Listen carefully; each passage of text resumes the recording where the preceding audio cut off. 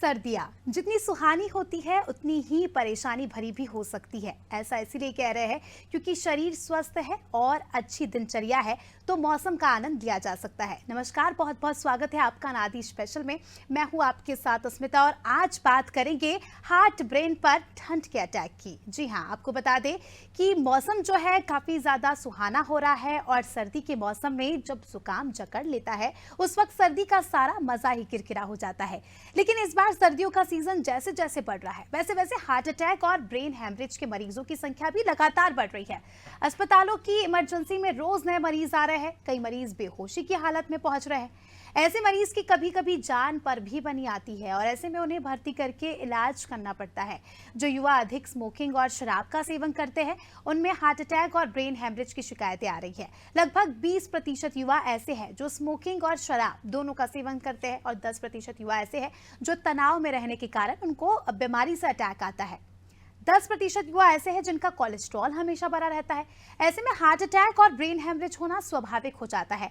जो युवक शराब और स्मोकिंग का सेवन कर रहे हैं उनके अंदर खून की नालियों का विकार हो रहा है, क्योंकि जब अधिक तंबाकू, पान मसाला, शराब और बीड़ी सिगरेट जैसी चीजों का हम सेवन करते हैं, यानी ये कहे कि हम बॉडी में उसका इनपुट करते हैं, तो इसका असर जो है सबसे पहले नसों पर पड़ता है। और इसीलिए ठंड से बचने का भरपूर उपाय करें। इसके बाद भी तबीयत खराब हो जाए तो डॉक्टर की सलाह अवश्य लें और डॉक्टर की सलाह के बिना कोई दवाई ना लें। आज सर्दी के मौसम में लोगों के स्वास्थ्य का क्या हालचाल है इसका जायजा लेते हैं, लेकिन उससे पहले ये रिपोर्ट देखते हैं।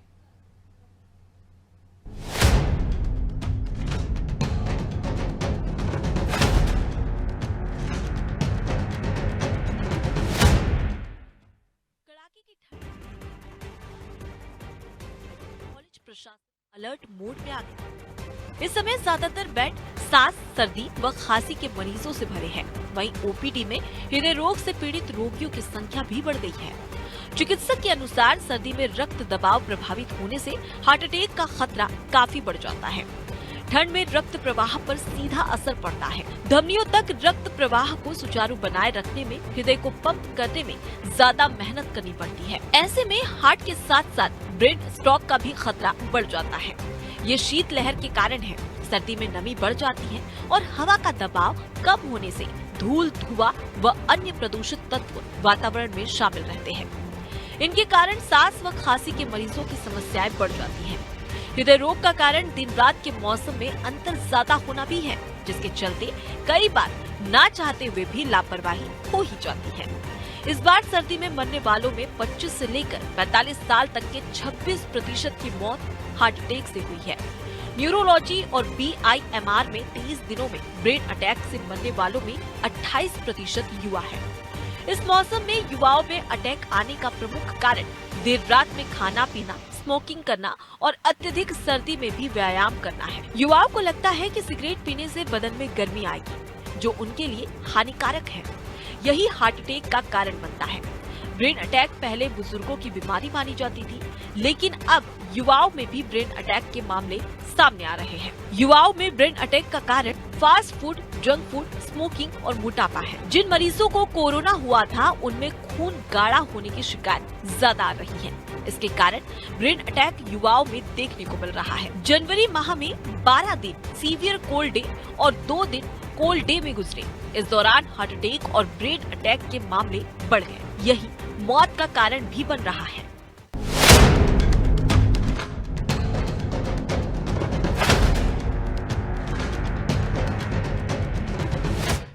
तो देखिए, लगातार जो है हार्ट अटैक, ब्रेन अटैक के मामले जो है लगातार बढ़ते जा रहे हैं। आप भी अपने आसपास सुनते होंगे कि कई बार युवा जो है एक्सरसाइज करते करते उन्हें हार्ट अटैक आ जाता है, डांस करते करते हार्ट अटैक आ जाता है। और जिस प्रकार से हमने देखा इंदौर में जिस प्रकार का मामला सामने आया, पढ़ाई करते करते बैठे बैठे एक युवक को हार्ट अटैक आ गया, जो कि काफ़ी ज़्यादा चिंताजनक है। और लगातार इस प्रकार से जो केसेस सामने आ रहे हैं, इस प्रकार की जो खबरें सामने आ रही है, वाकई हमें काफ़ी ज़्यादा भयभीत करती है। क्योंकि आजकल की लाइफस्टाइल की अगर हम बात करें तो फास्ट फूड हम खाते हैं, व्यायाम प्रॉपर नहीं करते हैं, प्राणायाम को अपने दिनचर्या में शामिल नहीं करते हैं, जिससे जो है हम कह सकते हैं कि इस प्रकार के केसेस जो है ज्यादा होते हैं। और चलिए अब इस पूरे मुद्दे पर बातचीत करेंगे, चर्चा करेंगे। हमारे साथ कुछ विशेष मेहमान जुड़ चुके हैं, उनका परिचय आपसे करा देती हूँ। हमारे साथ डॉक्टर जेपी पालीवाल जी जुड़े हैं जो कि फिजिशियन है, और डॉक्टर अमित सिंह जी जो कि डाइटिशियन है, अमिता सिंह जी माफ कीजिएगा। इनसे जानने की कोशिश करेंगे कि आजकल क्या ऐसा हो रहा है, क्योंकि युवा जो है देश की ताकत माने जाते हैं, और जब युवाओं के साथ ही इस प्रकार के केसेस होंगे, इस प्रकार के मामले सामने आएंगे, तो हम कह सकते हैं कि देश का भविष्य भी इससे खतरे में हो सकता है। पालीवाल जी, मैं आपसे जानना चाहूंगी, जिस प्रकार से लगातार जो है मामले सामने आ रहे हैं हार्ट अटैक के, ब्रेन अटैक के, और खासकर युवाओं में इस प्रकार की चीजें ज्यादा हो रही है। 25 से 45 वर्ष तक के युवाओं में हार्ट अटैक, ब्रेन अटैक हम देख रहे हैं कि चलते फिरते, नाचते, एक्सरसाइज करते करते इस प्रकार की चीजें हो जाती है, जिनसे कई बार उनकी मौत भी हो जाती है। तो क्या ऐसा कारण है? अस्मिता, पहले तो आपको और आपके दर्शकों को नमस्कार करता हूं। यदि आपके इस प्रश्न की बात करें तो इस प्रश्न का उत्तर बहुत लंबा होता है, लेकिन 3 अलग अलग बिंदुओं में मैं इसका जवाब देना चाहूंगा। पहला बिंदु होता है मौसम। यदि कड़ाके की सर्दी है तो कड़ाके की सर्दी की वजह से वातावरण में जो नमी होती है, जो धूल के कण होते हैं और जो वायु कण होते हैं, धूल के जो कण होते हैं वो सामान्य तौर पर जमीन की सतह पर आ जाते हैं जी। ऐसी परिस्थिति में सांस लेने में तकलीफ होती है, और अक्सर लोगों को सांस की तकलीफ या सांस की बीमारियां होने लगती है। अलग अलग उम्र में, अलग अलग अवस्था में, अलग अलग हालात में अलग अलग उसका असर होता है और अलग अलग उसके प्रभाव होते हैं। वो एक अलग विषय हो गया। तो सबसे महत्वपूर्ण विषय होता है कि मौसम कैसा है और उस मौसम से हमारा तादात्म्य या सामंजस्य कैसा है जी। ये बहुत महत्वपूर्ण विषय। इस बारे में ज्यादा लंबी चर्चा करने की आवश्यकता नहीं, क्योंकि लोगों में शिक्षा और जागरूकता आज के समय में पर्याप्त है। बिल्कुल। अब मामला आता है अस्मिता जी की इस तरह की परिस्थितियां आखिर निर्मित क्यों होती। ये मैं समझता हूं कि आज की तारीख में युवाओं में लाइफस्टाइल डिजीज के बारे में मैं कहूंगा कि उनकी लाइफस्टाइल के कारण ये सारी की सारी समस्याएं मूल रूप से बहुत महत्वपूर्ण तरीके से बहुत बड़ा एक समस्या, बहुत बड़ी समस्या बनकर हमारे सामने आ रही, जिसमें अक्सर प्राणायाम नहीं करना, व्यायाम का अभाव, गलत तरीके से जिमिंग करना, सर्दी के मौसम में पानी कम पीना, देर रात भारी खाना खाने के बाद सो जाना, उसके बाद खाना खाने के तुरंत बाद सो जाना, यदि हम मौसम अनुकूल खाने की बात करें तो मौसम अनुकूल कपड़े नहीं, मौसम अनुकूल खान पान नहीं, शराब नशा आदि करते हैं लोग, धूम्रपान स्मोकिंग करते हैं। जैसा आपने बताया कि धूम्रपान को वो गर्मी का एक एहसास मानकर करते हैं, और कम पानी पीना ये बहुत महत्वपूर्ण कारण है। तो लाइफस्टाइल डिजीज के कारण मैं समझता हूं कि सारी की सारी चीजें होती। उसके अलावा अक्सर ये देखा गया है कि लोग जंक फूड खाते हैं, शक्कर की मात्रा कई बार ज्यादा होती, कोलेस्ट्रॉल की मात्रा उसमें ज्यादा होती, और किसी भी जंक फूड में, स्वादिष्ट फूड में आप देखेंगे तो हमेशा नमक की मात्रा, साल्ट की मात्रा ज्यादा होती है। ये सारी चीजें शरीर में निश्चित तौर पर विपरीत असर डालती, और उसके बाद जब हम इन सब परिस्थितियों को अपने में अडॉप्ट कर लेते हैं हमारी लाइफस्टाइल के कारण कि इन सब चीजों से हम दूर नहीं हो पाते, तो ऐसी परिस्थिति में मैंने देखा है कि इन दिनों हार्ट अटैक और ब्रेन स्ट्रोक के जो इंसिडेंट्स है वो यंगस्टर्स में ज्यादा हो रहे हैं। मैंने आज भी समाचार पत्र में पढ़ा कि 2 लोगों की इंदौर में यंग की मृत्यु, और एक ड्राइवर की वहां पर भी स्टीयरिंग पर सर रखे ही मृत्यु हो गई। स्टीयरिंग पर ड्राइवर की मृत्यु का ये तीसरा प्रकरण पिछले इस 1 माह में भोपाल और इंदौर में देखा गया। इसमें सबसे महत्वपूर्ण है हमारा स्वयं के प्रति बेहद सकारात्मक व्यवहार का अभाव। हम शिक्षित जरूर हैं परंतु जागरूक नहीं है, और यदि जागरूक नहीं है तो हम जिम्मेदार खुद के प्रति नहीं है। ऐसे में हम अपनी इन गतिविधियों के कारण यदि कम उम्र में हार्ट अटैक या ब्रेन स्ट्रोक के शिकार हो जाते हैं तो जो जिंदगी हमारी बहुत महत्वपूर्ण है, जो हमें महफूज रखती है, वही जिंदगी हमारे लिए बोझ बन जाती है। बिल्कुल पालीवाल जी, और जिस प्रकार से ऐसे मामले सामने आ रहे हैं, वाकई ये काफ़ी ज़्यादा चिंता का विषय है, क्योंकि जिन युवाओं को एक आधार माना जाता है किसी भी फैमिली का या हम कहे देश का, और जब युवाओं के साथ ही इस प्रकार की चीज़ें होगी तो हम कह सकते हैं कि देश का भविष्य भी काफ़ी खतरे में है, और साथ साथ ये मुद्दा जो है, पूरा मामला जो है, आगे भी गंभीर रूप ले सकता है। अमिता जी हमारे साथ जुड़ी हुई है, डाइटिशियन है, उनसे जानने की कोशिश करेंगे कि डाइट का क्या प्रभाव पड़ता है। हम जो रोज़मर्रा की ज़िंदगी में खान पान का इस्तेमाल करते हैं, जो हम फूड इनटेक करते हैं, उससे डायरेक्टली और इनडायरेक्टली हमारे शरीर में क्या असर पड़ता है। अमिता जी, आपसे जानना चाहूंगी, देखिए आजकल फास्ट एंड फ्यूरियस लाइफ है, और पैकेट फूड सबसे ज्यादा आजकल मार्केट में आ गया है। हर चीज का आपको अल्टरनेटिव पैकेट के रूप में मिल जाएगा, जिससे आप जो है उसको कंज्यूम कर सकते हैं बहुत जल्दी, और टाइम सेविंग भी होता है। और चक्कर में खासकर हम देखते हैं यूथ जो ज्यादातर घर से बाहर रहता है, वो इन चीजों का ज्यादा इस्तेमाल करता है। तो आपको क्या लगता है कि क्या ये भी एक बड़ा कारण है इस प्रकार के मामले सामने आ रहे हैं? सबको नमस्कार। डॉक्टर साहब ने बहुत सारी बातें आपको बता ही दी हैं, परंतु मैं कुछ चीजें इसमें जोड़ना चाहूंगी। आपका प्रश्न बहुत अच्छा है कि बहुत सारा यूथ आजकल घरों से बाहर रहता है, अकेले रहते हैं, कुछ दोस्त इकट्ठे रहते हैं, कुछ पढ़ने के लिए, कुछ नौकरी के लिए। नौकरी का समय भी बड़ा लंबा रहता है, 9 से लेकर रात को 9 बजे तक काम करना बहुत आम बात हो गई है। परंतु हैरानी की बात यह है कि चाहे आप भारत में कर रहे हो नौकरी या बाहर कर रहे हो, ऐसी सब वस्तुएं आसानी से उपलब्ध हैं जिनसे आप खुद को स्वस्थ रख सकते हैं। बस थोड़े से नजरिए को बढ़ने की बात हो जाती है। तो ये कैसे हो सकता है? उदाहरण के रूप में सुबह उठ के चाय पीना शायद सबकी आदत हो, परंतु कितनी भी जल्दी क्यों ना हो, 1 कप दूध और 1 केला नाश्ते में लेना बड़ा आसान है। इसी प्रकार से दूध के साथ ब्रेड ले लेना या साथ में कॉर्नफ्लेक्स ले लेना, ये भी आसान है। आप कहेंगे कॉर्नफ्लेक्स और ब्रेड रेडीमेड है, बिल्कुल मानती हूँ रेडीमेड है, मगर अगर आप दूध कॉर्नफ्लेक्स के ऊपर भी केला या सेब काट के डाल लेते हैं तो उसकी गुणवत्ता बेहतर हो जाती है। दूसरी ओर ब्रेड के ऊपर भी खीरा टमाटर वगैरह डाल के उसका सैंडविच की तरह से लेते हैं तो कुछ ना लेने से और केवल कॉफी पी के काम करने से कहीं बेहतर ये उपाय हो जाता है। ये एक बात हो गई। जब स्नैकिंग का दिल करे, जब मन करे कि कुछ बीच में खाना है, उस समय पर देखा जाए तो अगर आपको पैकेट्स की ही आदत है तो आप चाहें तो मूंगफली, भुना चना, इस प्रकार की वस्तुएं भी, और इवन मैं तो यहाँ तक कहूंगी कि घर पे ही एक मिश्रण बना लीजिए, बादाम, काजू, अखरोट, भुना चना और मूंगफली का, इसे अपने साथ रखिए ना, तो ये भी तो रेडी टू यूज है, परंतु ये आपके दिल को भी बचाएगा और आपको तृप्ति और संतुष्टि भी देगा और आपको तसल्ली है कि आप कुछ गलत नहीं खा रहे। जहाँ तक दोपहर और रात को खाने की बात है, कोशिश होनी चाहिए कि 1-1:30 बजे से लेके 2:30 बजे के बीच में दोपहर का खाना हो जाना चाहिए। जल्दी से जल्दी भी हो तो हमारे यहाँ साउथ इंडियन खाना आसानी से मिलता है, साथ ही साथ कहीं से भी मिस्सी रोटी, साथ में छोले आदि, ये चीजें बड़ी आसानी से मिलती हैं। तो हर वक्त पिज्जा या बर्गर बुलाने से कहीं अच्छा होगा कि आप इन वस्तुओं का उपयोग करें। ऑल्सो ये जो पिज्जा वगैरह हैं, ये हमारे देश में मैदे के बनते हैं, बाहर के देशों में मैदे के नहीं बनते हैं। तो इसलिए इस बात का हमें ध्यान रखना चाहिए कि हमें जितना पारंपरिक हो हमें उतना खाना है। शाम को चाय के साथ देखिए अनगिनत चीजें, ढोकला मिलता है, दही पापड़ी आप ले सकते हैं, टिक्की मत लीजिए पर छोले टिक्की की जगह छोले ही छोले ले लीजिए, फल ले लीजिए, दही मिलता है, अगर वजन की प्रॉब्लम नहीं है या डायबिटीज की प्रॉब्लम नहीं है, श्रीखंड ले सकते हैं। और फिर रात का खाना बिल्कुल कोशिश करें कि 8 बजे के पहले पहले जरूर ले लें। ये एक कम से कम खाना ऐसा होना चाहिए जो आराम से बैठ के और चबा चबा के खाएं। दूसरी बात मैं कहूंगी, जहाँ तक व्यायाम की बात है, ये तो एक मैं बहाना मानती हूँ, जरूरी नहीं है कि जिम को का उपयोग किया जाए।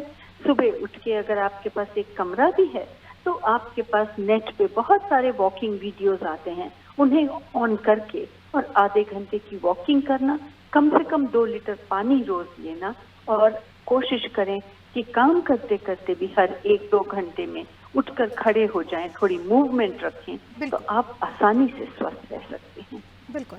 तो देखिए अमिता जी ने हमें कितनी सुंदर तरीके से बताया कि आप कैसे जो है पूरी दिन भर में आपको क्या कुछ डाइट लेनी है, क्या कुछ खाना है, बड़े ही आसानी से आप इन चीज़ों को ले सकते हैं, जिसका जिक्र यहाँ पर अमिता जी ने किया। देखिए समय लगना या टाइम वेस्ट होना है बहाना है, क्योंकि हमारा शरीर से ज़्यादा मुझे ऐसा लगता है कि इंपॉर्टेंट कुछ नहीं होना चाहिए। जब हमारा शरीर ही स्वस्थ रहेगा तो हम आगे के अपने काम अच्छे से कर पाएंगे।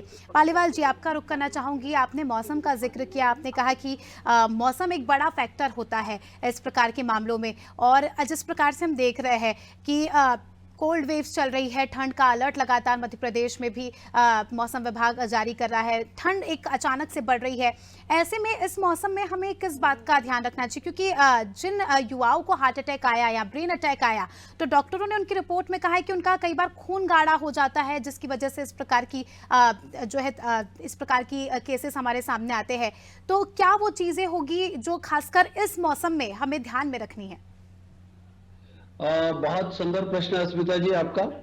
जब भी कड़ाके की सर्दी या जलवायु या मौसम में परिवर्तन होता है, खासकर ठंडे मौसम में जब अचानक परिवर्तन होता है, तो हमारे शरीर के संकेतों को हमें सरलता से समझना चाहिए। यदि हम सिर से पैर तक हमारे शरीर के संकेतों की बात करें, आंखों में ठंड लगना, आंखों से आंसू आना, कान बहुत ठंडे हो जाना, नाक नोज की टिप बहुत ठंडी हो जाना, होठों पर बहुत ठंड लगना, उसके बाद हमारे हाथ और पैर की उंगलियों का अकड़ जाना, उनमें बिल्कुल ठंडक के कारण जलन सी होना, और उंगलियों में बहुत ज्यादा ऊर्जा की ऐसा लगता है कि हमें इस वक्त कहीं कहीं यदि अलाव मिल जाए या गर्म कपड़े मिल जाए तो उसकी डिमांड होना, और साथ में यदि हमारे बदन पर, हमारे शरीर पर रोंगटे खड़े हो सर्दी की वजह से, तो ये सारे के सारे ऐसे नकारात्मक संकेत हैं कि इन नकारात्मक संकेतों को भी यदि हम समझने लगे, उसके बाद इसके बाद सबसे बड़ा संकेत एक और ये होता है कि जब बहुत ज्यादा ठिठुरन होती है और जब हम इन सब संकेतों को नहीं समझते, तो हमारे जबड़े में ढी इस तरह की आवाज आना, और मुंह से लगातार भाप जैसी गर्म गर्म वो सांस निकलना, या यदि हम मुंह से छोड़ते हैं, हवा छोड़ते हैं, तो उसको भाप के रूप में देखना। ये वो सरल और छोटे छोटे संकेत हैं जिन संकेतों से हमें सतर्क होना ही चाहिए।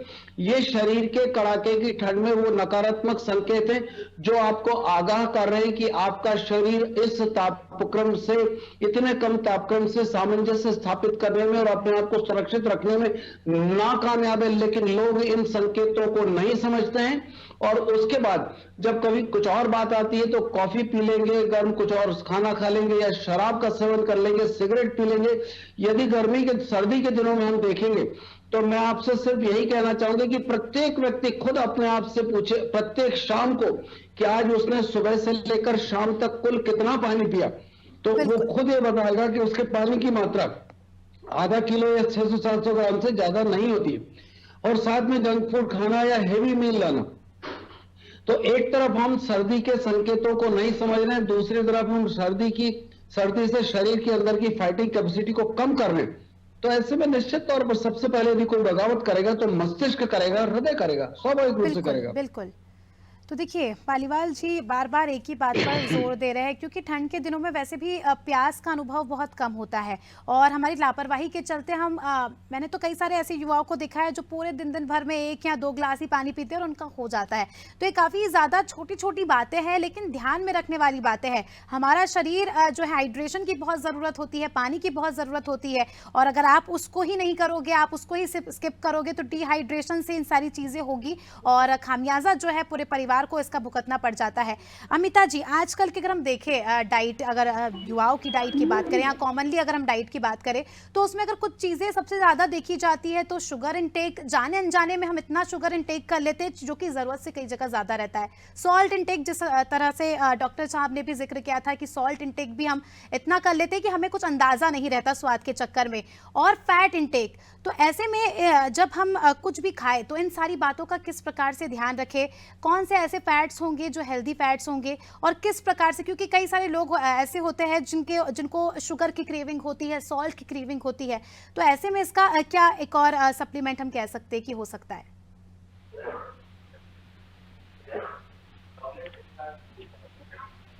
अमिता जी, क्या आप हमें सुन पा रही हैं?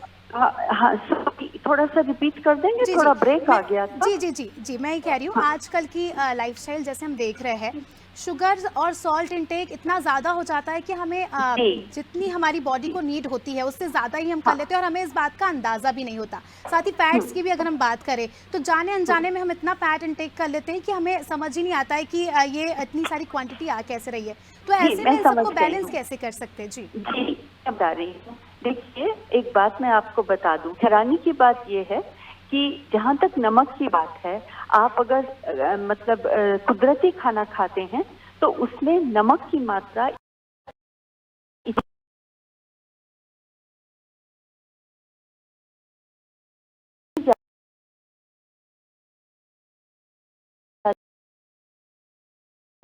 जो छुपा हुआ नमक है ये अधिक नुकसानदेह है, क्योंकि आप देखेंगे कि हम अपनी सब्जी में चाहें तो हर तीसरे दिन थोड़ा थोड़ा नमक कम करके हम आसानी से अपने स्वाद को उसके अनुरूप बना सकते हैं। बिल्कुल। एक व्यक्ति को 1 चम्मच नमक की प्रतिदिन आवश्यकता होती है। जहाँ तक शक्कर की बात है, अगेन आपको हैरानी होगी कि मैदा जो है वो शरीर में शक्कर की तरह से ही काम करता है। इसलिए आप ये मत सोचिए कि अगर फीकी ब्रेड खाई तो आपने शक्कर नहीं खाई, आपने अभी भी शक्कर ही खाई है। बिल्कुल। और WHO ने शक्कर को एक्चुअली में फूड पिरामिड से हटा दिया है। तो इसलिए बेहतर ये होगा कि डायबिटिक हो या ना डायबिटिक हो, अगर आपकी ट्रैवलिंग जॉब है, आपके लॉन्ग आवर्स हैं, आप शक्कर से जितनी दूरी बनाएंगे उतना ही अच्छा है। बात आ जाती है हम क्या करें, गाजर का हलवा भी खाना, ये सब आप जानते हैं कि आधे से ज्यादा हलवे जो हैं उनको हम किशमिश, मुनक्का आदि से बहुत अच्छे से मीठा कर सकते हैं। बिल्कुल। आपको पता भी नहीं चलेगा। खीर सिवई में फल कतर डाल दीजिए, आपको नहीं एहसास होगा और 2 से 3 हफ्ते में आपको शक्कर की जरूरत ही महसूस नहीं होगी। जहाँ तक फैट की बात है, देखिए सच बात तो ये है कि घर में महीने में या 2 हफ्ते में एक बार पकौड़े बनाना या पूरी खाना, जैसे आज मैं खा के आई हूँ दाल की पूरी, उसमें मेथी डली हुई, हफ्ते 2 हफ्ते में घर की बनी हुई खाना उतना नुकसान नहीं देती है जितना कि अगेन ये जो बनी बनाए जंक फूड आप खाते हैं जिसके अंदर हाइड्रोजनेटेड फैट होता है, वो फैट जो कि शरीर उपयोग नहीं कर पाता है। तो इसलिए बेहतर ये होता है कि आप कुदरती भोज्य पदार्थ अधिक खाएं।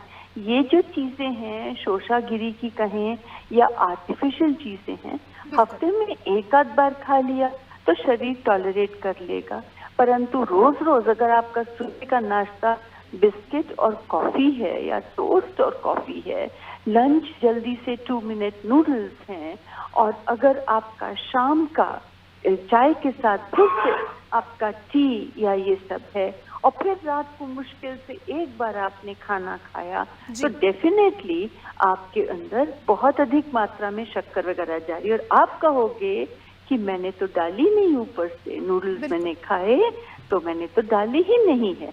तो ये चीज हमें समझनी है कि इन चीजों में जो छुपी शक्कर, नमक और तेल की मात्रा है वो है जो नुकसान कर रही है। कितना नमक आप डालेंगे अपने सलाद पे? चुटकी भर, 1 कटोरी खा रहे हैं, 1 चुटकी डालेगा, उसको भी कम कर दीजिए, नींबू निचोड़िए, सिरका डालिए, खाना स्वादिष्ट, सारे मसाले डालिए, खाना स्वादिष्ट होगा, नमक की मात्रा अपने आप कम हो जाएगी। शक्कर का मैंने बता ही दिया है कैसे उसको कम करना है। और खाने में तेल आजकल अगर आप जरा भी कॉन्शियस हैं, आप इतना नहीं डालेंगे अपने हाथ से जितना आपको बाजार वाली चीजों से मिल जाता है। बिल्कुल, और बहुत ज़रूरी है। देखिए ये सारी बातें तब तक सफल साबित नहीं होगी, हम कह सकते हैं सिद्ध साबित नहीं होगी, जब तक हम इसे अपने डेली लाइफ में अपनाएं ना। आजकल हर एक प्रोडक्ट के पीछे जो है उसकी पूरी इंग्रेडिएंट्स की लिस्ट होती है कि उसमें कौन सी मात्रा में कितना क्या कुछ डला है। तो एक जागरूक नागरिक होने के नाते 1 आध मिनट का समय लेके इंग्रेडिएंट की लिस्ट को भी चेक करना चाहिए, जिससे आपको पता चले कि आप ये जो प्रोडक्ट खरीद रहे हैं या जो फूड आप इंटेक करने वाले हैं तो वो वाकई क्या है, क्या वो हाईली शुगर या हाईली सॉल्टेड तो नहीं, क्योंकि जिस प्रकार से आपने भी जिक्र किया अमिता जी, क्योंकि हमें पता नहीं चलता है। ऐसे में जागरूकता हमें ही रखनी होगी, हमारे शरीर का हमें ही ख्याल रखना होगा। आप दोनों ही मेहमानों का बहुत बहुत शुक्रिया हमारे साथ जुड़ने के लिए और चर्चा में शामिल होने के लिए। तो देखिए दोनों ही डॉक्टर्स ने हमें बहुत अच्छी चीज़ें बताई। देखिए डॉक्टर्स का काम होता है आपको जागरूक करना, आपके अच्छे के बारे में सोचना और आपको अच्छी बातें बताना। और एक जागरूक नागरिक होने के नाते, एक सतर्क नागरिक होने के नाते हमारी ये जिम्मेदारी होती है कि हमें खुद का ख्याल रखना है, क्योंकि लगातार जिस प्रकार से केसेस सामने आ रहे हैं, मौसम में बदलाव हो रहा है, ठंड बदल रही है, ऐसे में अगर हम खुद की जिम्मेदारी नहीं लेते हैं तो उसका खामियाजा हमें देखने को मिलता है। जिस प्रकार से मौत के मामले लगातार बढ़ते जा रहे हैं और जिंदगी बहुत अमूल्य है, जिंदगी बहुत अनमोल है, तो इसका काफ़ी ज़्यादा ख्याल रखें। और साथ ही सुबह उठने से लेकर रात के सोने तक आपकी दिनचर्या क्या है, आपकी लाइफस्टाइल क्या है, उसका भी बहुत अच्छे से फीडबैक ले, उसका भी बहुत अच्छे से ध्यान रखें, जिससे इस प्रकार के केसेस से या इस प्रकार के मामलों से हम बच सकते हैं और अपने आसपास भी जागरूकता फैला सकते हैं। इसी के साथ अनादि विशेष में इतना ही। दीजिए हमें इजाजत। देखते रहिए अनादि टीवी। नमस्कार।